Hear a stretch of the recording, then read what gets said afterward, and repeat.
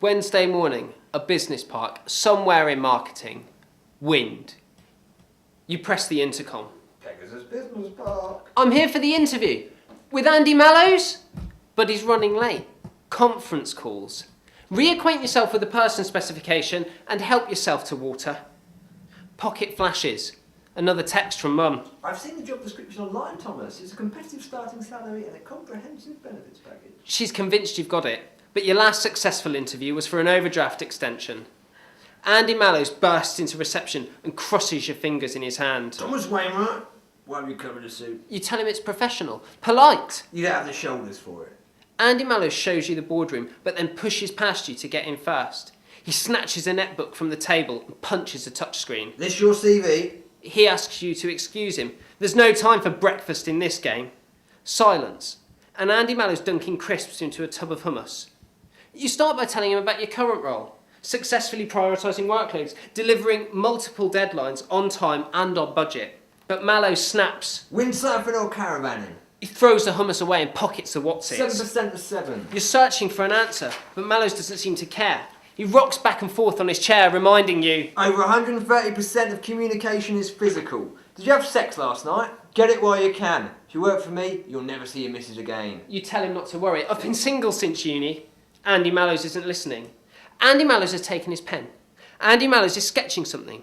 Andy Mallows has drawn a picture of a gravestone.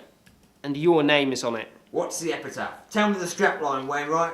Really important person or really impressive pension? You try to reply. The whole thing, all right? No, just doing a bit. A little bit, yeah. You're sat with Paula from Labour Girl, and she's telling you it's the best CV she's ever seen. Good enough for the Audi grad scheme. Paula tells you she had a candidate got through to the second round interview. Had his whole life ahead of him. 48 grand starting salary, company car, pension, cancer cover, and a choice of 4 fiancés. I spent ages with him, but he bottled it. Didn't demonstrate elasticity of intellect under duress. So how can I help you, Thomas? You tell Paula you've got a can-do attitude. You tell her about the volunteering. You tell her you drove the minibus. Paula tells you you've got a passion for all things related to retail. She starts telling you about this client. My client is interviewing immediately. They're looking for an integral member of a close-knit team at a fast-paced blue-chip company. Fancy it? Okay, what's the role? Which sector? Actually, I'm not sure you boast the decade of necessary experience, Thomas. How about this position and baby cakes? My client is a small, intimate company, very hands-on. The potential for personal impact is high as the decision-making chain is short. I'm interested. Where are they based? You like the sound of it? I'm not convinced you've got the transferable skills. Oh, one more left, last chance.